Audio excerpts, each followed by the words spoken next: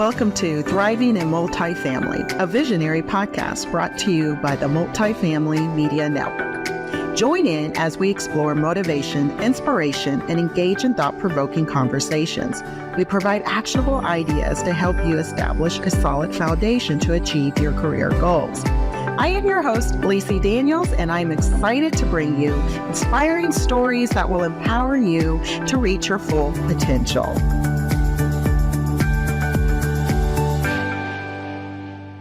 Hi, everyone, and welcome to Thriving in Multifamily and Life. I am your host, Lacey Daniels, and today's episode, we are going to dive in with an amazing thought leader, someone that I've known in the industry that has really stepped out and really created this world that they live in and what they're producing and what they have achieved. I'm excited to kind of get more insights and speak with Dr. William C. Rawe. Welcome to my podcast. William, we will talk about how we kind of are connected in a little bit, but let me go ahead and give you a little bit more insight of him. So our guest had the honor of working alongside years ago, okay? It's truly a full circle moment to bring him on the show. Dr. William C. Rawe is a social scientist, leadership strategist, an expert in organizational psychology with a PhD in industrial organizational psychology. Wow. He has helped organizations, big and small, build stronger teams, reduce turnover, and rethink how leadership development really works. From his groundbreaking research to his real-world results, like cutting turnover in half, I'm really excited about listening and learning about that. Dr. Rawe brings both heart and data to the table. He also is a professor, a published author, and one of the sharpest minds in the people and the culture space. Welcome, Dr. William Rawe. Thank you very much, and thank you for that very kind introduction. You're welcome. You cannot help it. It's just so much good stuff, which is so exciting. Why don't we just first we kind of, talk a little bit about your journey in the industry a little bit before we kind of dive into more insights. Sure. I'll preface that by saying, not trying to correct you, but just to throw it out there, the last name is spelled Raw. It's actually pronounced Roy, like R-O-Y. Roy, oh my goodness. Yeah. I should have asked that. It's okay. It's all good. Thank you for correcting me. I'm sorry, everybody out in the world. It is Roy. I am going to. Yes. But I never get offended if it's pronounced Raw because that's what everybody does. And then and just for informational, the industrial and organizational psychology, all that means is applying psychological principles to the workplace. Okay. That's organizations perform better. There's nothing. Yeah, that's good. I can't provide counseling. It's not clinical. What? We thought you could. That's all good stuff. I mean, I thought you could do everything here. Yeah. My sister lost her therapist and asked me if I could be her therapist. I'm like, no. I can see why you should probably say that. You've always been one to be a listener. So, yeah, I get that. So how long you've been in our industry for how long before you stepped out? So I was in 7 years in multifamily and then 4 years in senior care. Which is a whole related, but so many differences. It took a little while to adjust to that one. Yeah. I definitely can understand that in the caregiving aspect. It is another whole world. Wow. So did you ever envision your path leading to where you're at right now? Never. So that's the short answer. So I always knew I wanted a doctorate since I was a teenager. Yeah. And then when I hit 50, I was still in multifamily. I decided it's either now or never. But originally my plan was to focus on adult learning because I was in the training space. Yeah. But through the whole dissertation process, which is the best thing I have done that I will never ever do again. It's kind of torturous, but it changed to focus on leadership And looking back now, that it makes sense as you look back on your life, because I've Yeah. always been a student of leadership and what works and what doesn't Mhm. work.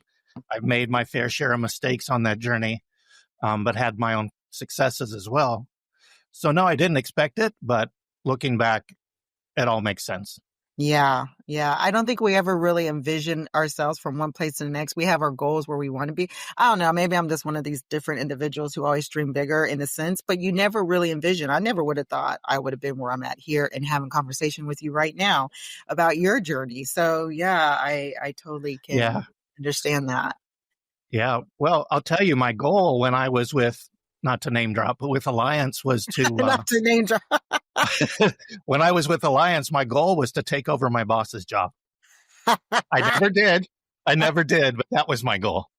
The thing is hey, they say that's also actually a really good goal because what it does is helps you want to improve and grow and build to that level. Absolutely. So I totally can relate and see that, and anybody out there really working towards that goal. I would want someone, if I'm in a leadership role and they admire what I'm doing or working towards that, say, hey, I want your job one day. Good for you. Come get Right. it. Right. And I've always said that's a leader's job. Their number one job is to train someone to replace them so Yeah. that they can move up even higher. Exactly. It took me a long time to really understand that when I was first starting off in the leadership. I always used to get really nervous, like, no, you can't. And then I'm like, why am I thinking like that? I want someone to be able to overtake that. So that's a really good point that you made when it comes to that. And I think that's a phenomenon of youth. When you're young, you want to succeed and you don't want to have to compete with all the other people that want to succeed too. But as you age, you realize, I want to help everybody I can to succeed. Yeah, exactly. That's the goal, right? Yeah. That's the impact that we're trying to make. And so I couldn't agree with you more. But in your experience, what's the most misunderstood concept about leadership you think is in today's workplace? I've thought a lot about this, and I think that the most misunderstood, I'll phrase it a little different. The most misunderstood concept in leadership is leadership. Ooh, okay. And so let me expand on that a little bit. Yeah, I usually say the most misunderstood concept in business, but we can focus it on leadership too. So when we're talking about leadership, people in the business world tend to use the terms leadership and management interchangeably. And they are not the same thing. They're not. They're not. So the way I describe it is both are concerned with influence. Managers influence work processes, workflows, systems, policies, procedures. They're there to make sure the work gets done and gets done well. Period. And it doesn't matter whether they know their people or not. They can still manage them to get the work done. In fact, I've, in previous roles, encouraged certain managers to get out there. I've told them you can't manage from behind a desk. You've got to get out there and talk to your people at least once a day, see how they're doing, learn something personal about them. Do they have kids? Do they have pets? What's their hobby? What do they do when they're not here? Right? But I've had managers say, I don't want to know my people that well. Okay, so then you're in the wrong position. That goes back into some management stuff. Oh, you're definitely not in leadership to lead. Right. And those same managers have had high turnover. And I've said, why do you have high turnover? And they said, because they're lazy and don't want to work. I'm like, then why did they immediately go get another job? That doesn't make sense. But then conversely, leadership is about influencing people. So leaders are concerned with you as an individual, who you are, what you want to accomplish, what your passions are, and how can I as a leader help you develop professionally and personally, because they're not separate, they're related. If I help you develop professionally, especially in leadership skills, that's going to flow right over into your personal life, your life with your family, your spouse, your significant others, your friends, everyone you interact with. And life's going to get better for everybody. I hold that the most significant set of skills that you can develop in life to be successful, even if you never have a leadership position, is leadership skills. I couldn't agree. Oh my gosh, you hit that right on the nail. And I love how you broke it down because it is leadership in itself, but it's the managing side of it and the actual leading side of it. And I will even add in a little bit of tinge of when you're leading, it's leading with purpose. That's what's going to gain that trust and build those relationships. So I definitely agree with that. So Right. what are some ways you've helped bridge communication gaps, within your position, within different departments and organizations? Because that sometimes is a missing component. It is. And I'm a big proponent of walking a mile in each other's shoes. Yeah. So one of the things I did when I was responsible for training accountants, Mm-hmm. our very first day, I would take them to a property and partner them with the business manager. And I would tell the business manager, don't sugarcoat anything. I want them to see what you go through. And they would just shadow them for the day and see how much that a property level person has to deal with on a daily basis, and begin to understand when Oh. I send, and if the accountant sends an email and then the business manager doesn't respond right away, there's a reason for it. There's a lot of stuff going on a property level that doesn't happen when you're sitting in the corporate office behind a desk.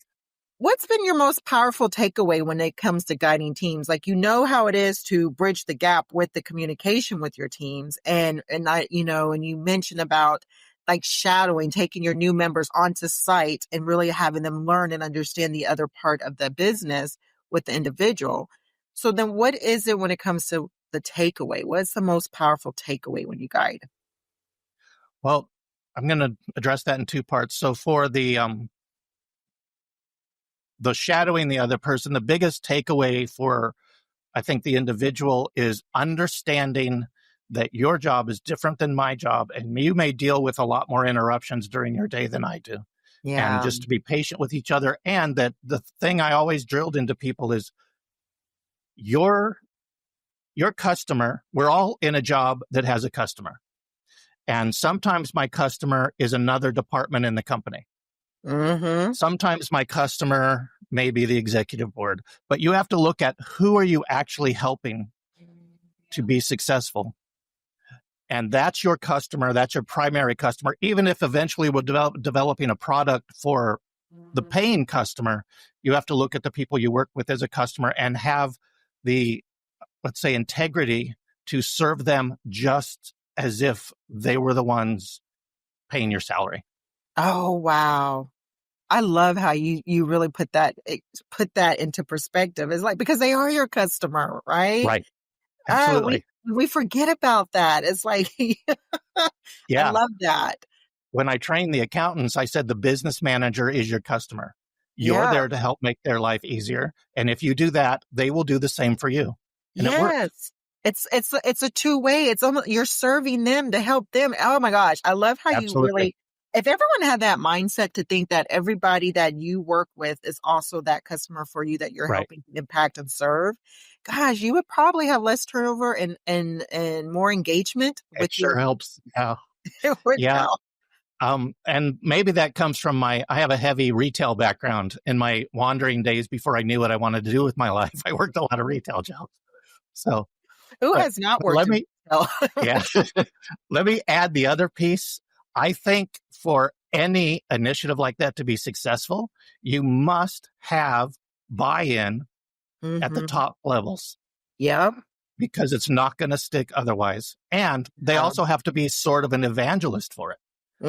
People Mm, need to hear from like the CEO or the yeah. VPs, the executives, that this is our culture. We want you to get to know each other's jobs. We want you to cooperate like this. Because Yeah. if you don't, once the one person trying to facilitate that moves on, it goes away. Yeah. It is about the buy-in. And I think sometimes we, as being us both been in positions where we're in the middleman, I always say the middle part, Hmm. right? Of the operation side, and it's still not right there with the CEOs and Right. the VPs and really trying to understand that in the middle frame. But is we don't have the buy-in from here. It's not going to trickle down here. And Right. sometimes even as the middleman, we can't always, like, we understand the goals and the initiatives, but if they don't communicate that down, it's like, okay, well, it Absolutely. stops with us. And sometimes it needs to be a little bit further. Yeah. And I saw the effects of no buy-in, and we'll get to that when we talk about turnover. But Yeah, it can be devastating if you don't get that buy-in. very much. And especially now within the workplace and individuals and the engagement factor. If you don't have it, Right. you're going to lose your employees. Definitely. Absolutely.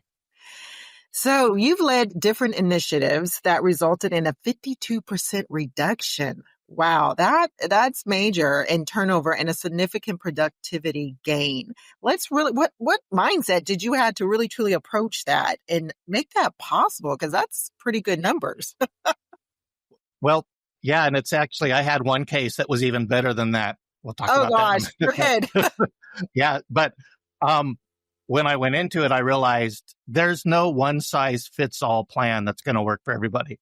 So you Mm-hmm. have to be open and figure out what is it that people want. So if you're Mm-hmm. trying to help with turnover, what is it that your employees are actually trying to get out of their employment?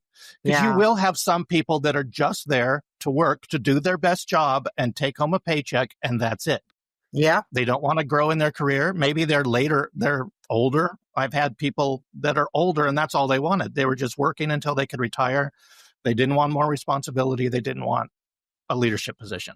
Yeah. But the majority of the people are younger people that have ambition, that have goals, Mm-hmm. that want to accomplish something. So if you learn what their goals are, you can Mm-hmm. help to work towards that. And if they see that you're actually interested in their personal success as a Yeah. human being, as an individual, Yep. they're much more likely to stay. So that's the kind of open mind that I think you have to go into it with. And so what Yeah. I did for one group was I developed a whole onboarding program, because what used to happen is a new employee would come Mm-hmm. and they'd be shown, the manager would meet them, show them to their desk. One person I know showed up at their desk. There was no computer. There was no chair. Well, there was a chair. It was in the box sitting next to the desk, and they had to put their own chair together. Wow. Um, Welcome on your first day. Put your chair and together. then, and they were all dressed up, first day in the office, that by the time the chair was put together, they were sweating so much. Oh, wow. And, and then their manager came over and brought a big 5-inch binder and said, here's our policies. Go ahead and read this until the computer comes. I think I've had that in once in my lifetime. And that's like no joke, no fun. Like, what in the world are you Yeah. doing? Yeah. And in that same company, I knew an accountant who started and quit within 2 weeks because nobody from their team and not even their manager ever came by to say, how Jeez. you doing, or help them out or anything. Yeah. So you have to interact with your people. That's the most important. It has to be people first driven, then Yes, processes. absolutely.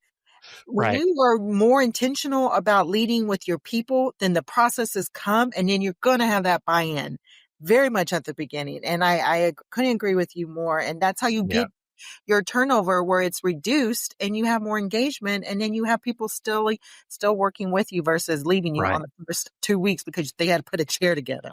Come on now. Absolutely. Yeah. So what I did was I developed the onboarding where I would meet them at the front. I would take them back, introduce them to their team.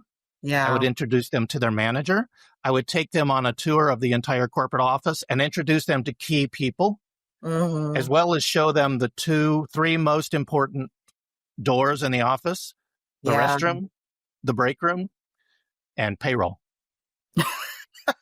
Because their first check was a physical check. Yeah. And So, yeah. but then my onboarding was a 12-month process. So in the first few Okay. months, first week, I trained them from start to finish of their job roles before Mhm. they actually got in the job. And then I would visit them daily for the first month. How are things going? What Yeah. do you need? And then I would lessen it over the next 3 to 6 months so that they relied less on me and more on their manager. And then I would do a 12-month check-in. And one of the questions I would ask at the check-in is, what have we done that would make you want to quit? And some people were honest. Most people were afraid to answer that question, but I got some good responses. What happened in the end was that turnover went from around 55% to 3% in 18 months. Yeah. Wow. Wow. Wow. Wow. So today is one of those days. Oh my gosh. Well, that's very great in those numbers.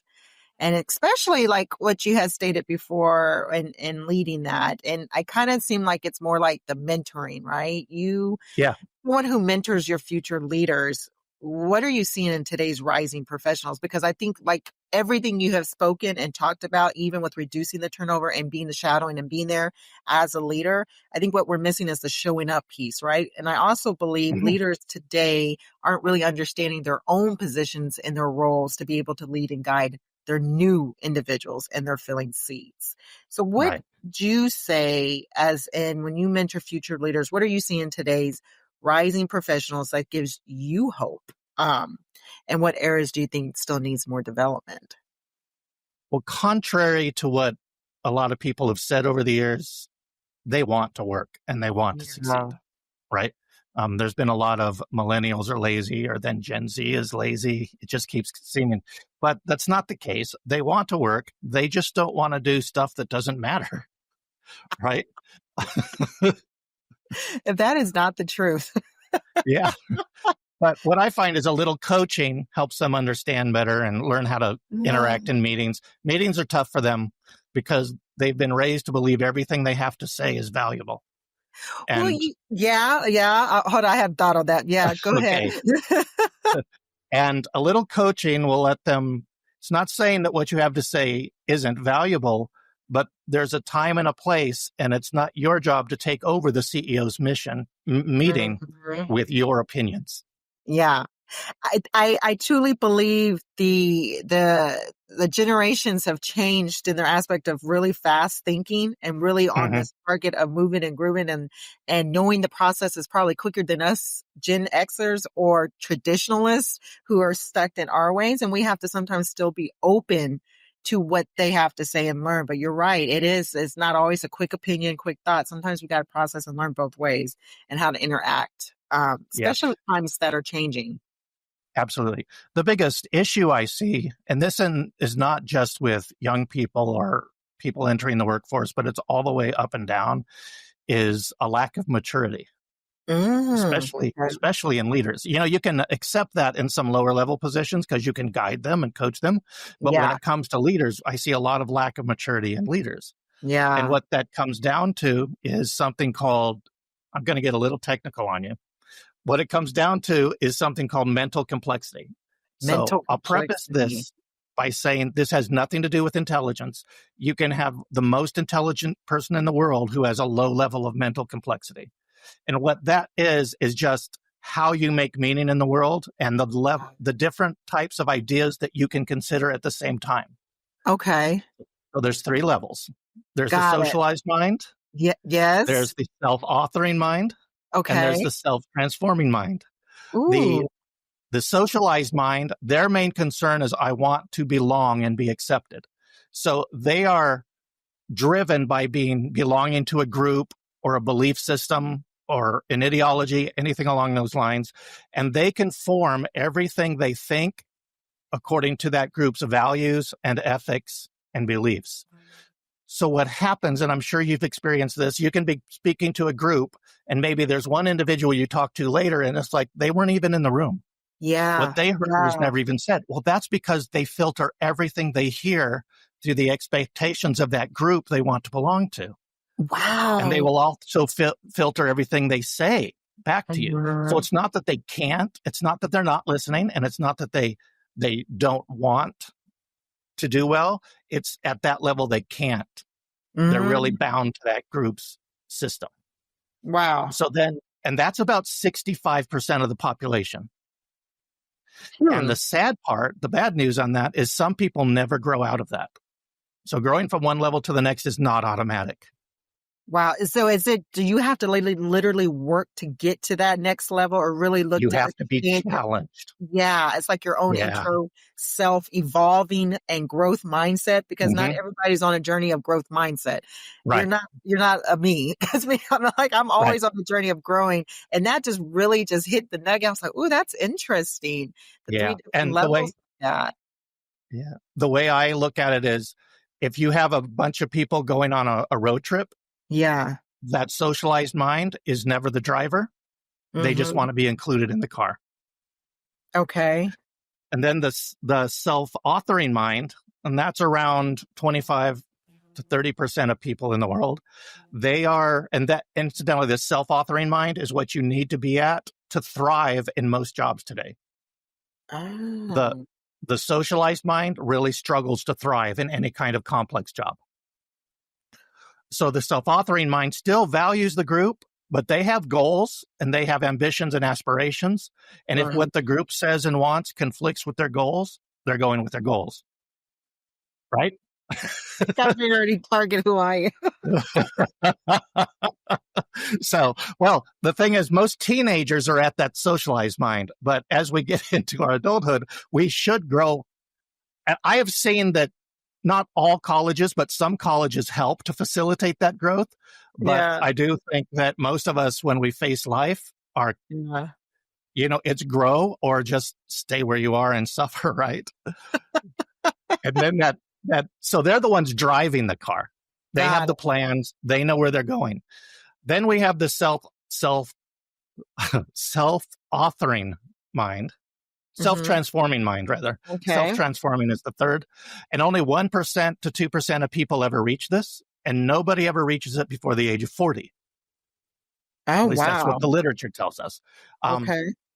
And so this person can handle multiple ideas at the same time, even contradictory ideas. So they're comfortable with contradictory ideas. The the socialized mind could never consider a contradictory idea.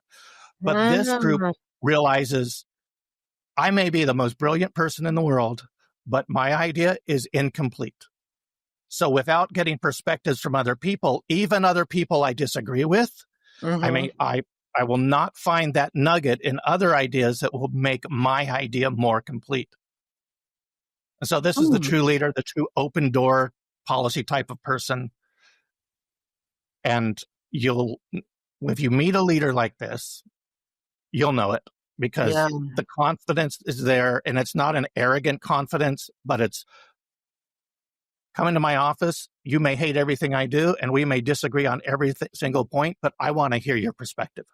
Oh, I love that. It's almost like having two different opinions and thoughts, but you're able as that leader to put your feelings aside and be able to understand and focus on the situation at hand. Absolutely. Yeah.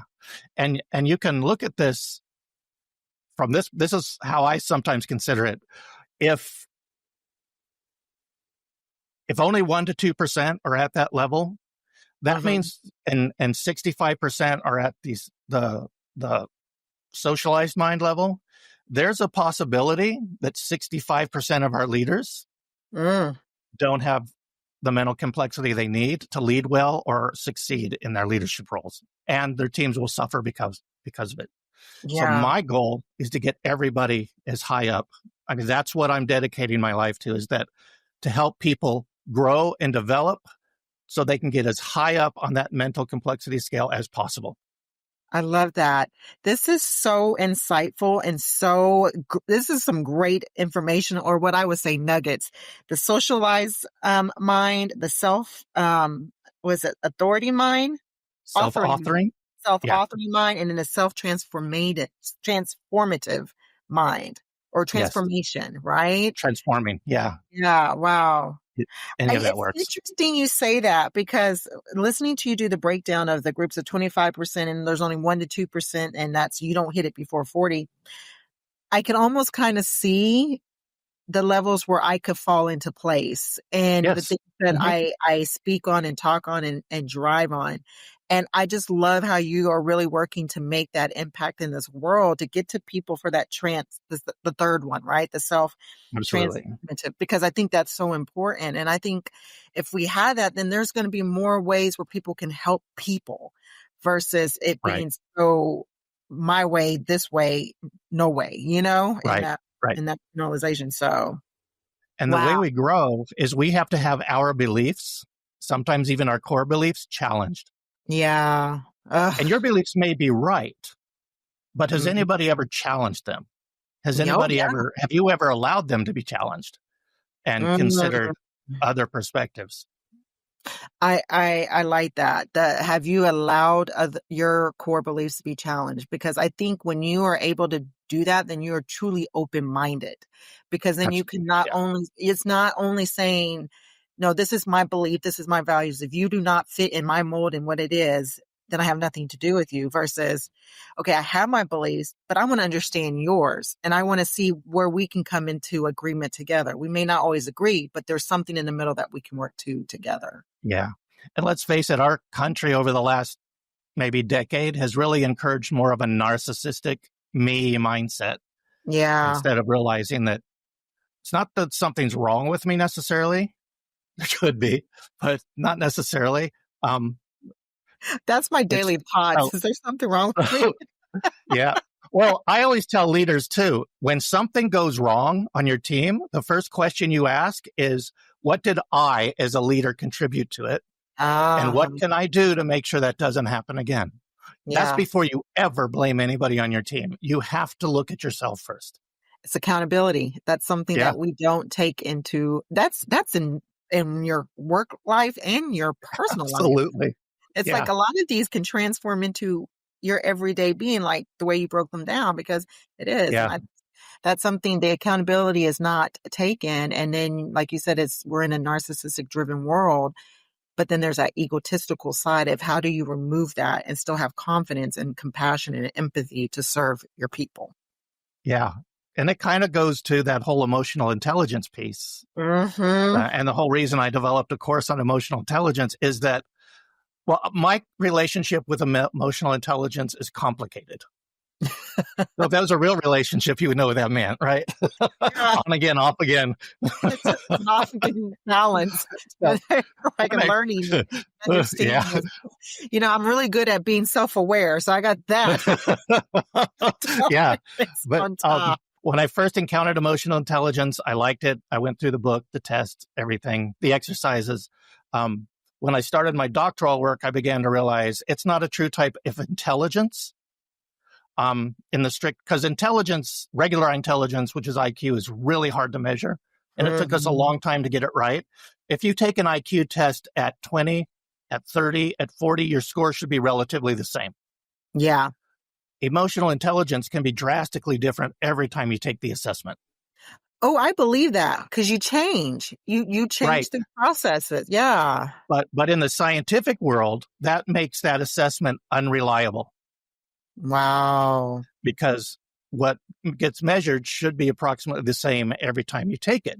Yeah. So I had problem with that. But then after my doctoral work, I've been really thinking about it and reading on it. And I realized the right way to think about it, it's a set of skills that anyone can learn.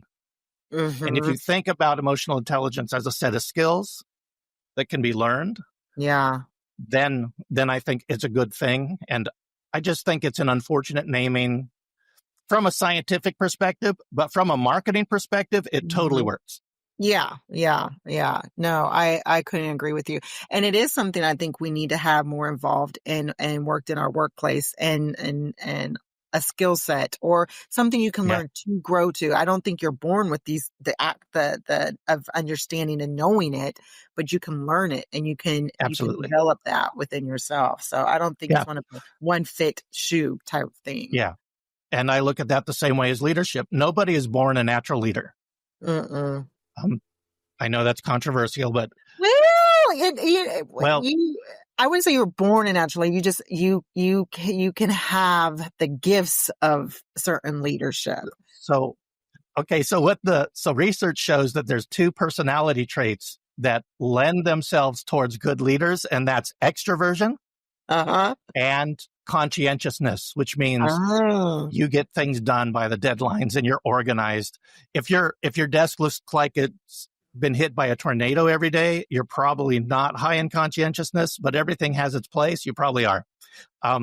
But leadership skills can be learned by anyone. Correct. Yeah. And if you see them modeled at home when you're a kid, you're more inclined to act like a leader when you're younger. Oh, wow. Because you've learned it from home. True. And those are the people usually that get called natural born leaders. I've been called a natural leader, and I'm like, well, no, you didn't see me 20 years ago. So It's so funny. The same had with me too. It's like I always was one of those ones to lead, but I always thought it's because I was the oldest. And so Hmm. I always had this natural ability to do that. But then I think there's another sense that comes with it is learning the whole emotional side of it, the empathy, the compassion, but also Right. understanding your own self-awareness when you project it on other people and so many different levels to that. And I think that's the part that grows with you and works within you. But I still believe a twinge of that it is him, but it's within you that you are I won't gratefully take his that away person. from you. I will not take that away from you. All right, let's do this rapid fire because I always thought this would Okay. be kind of fun. Are you ready? I'm ready. Time is on our hand. All right. One leadership lesson you return to often. I would say listening. Listen to your people always. I love that. I love that. A book or podcast that has shifted your thinking recently. I had this book. Oh, you know what? Hold on. No, go right ahead. I tell you, books are just like, unless it's audio for me. That's what it is. It's Immunity to Change by Robert Keegan and Lisa Leahy.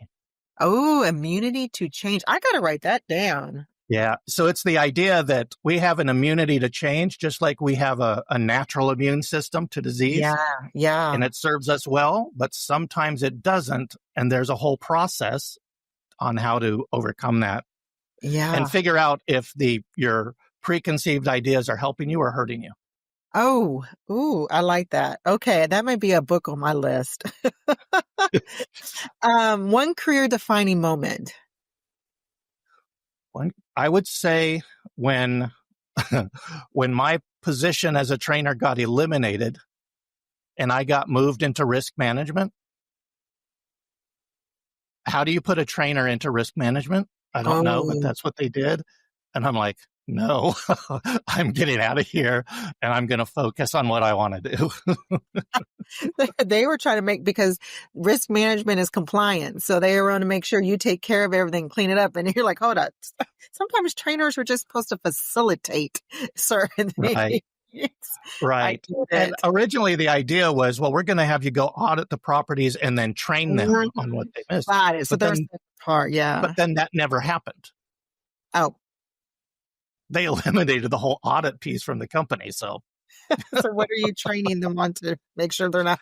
Oh, goodness. I love it. yeah, Okay. Last one. Your most rewarding experience as an educator.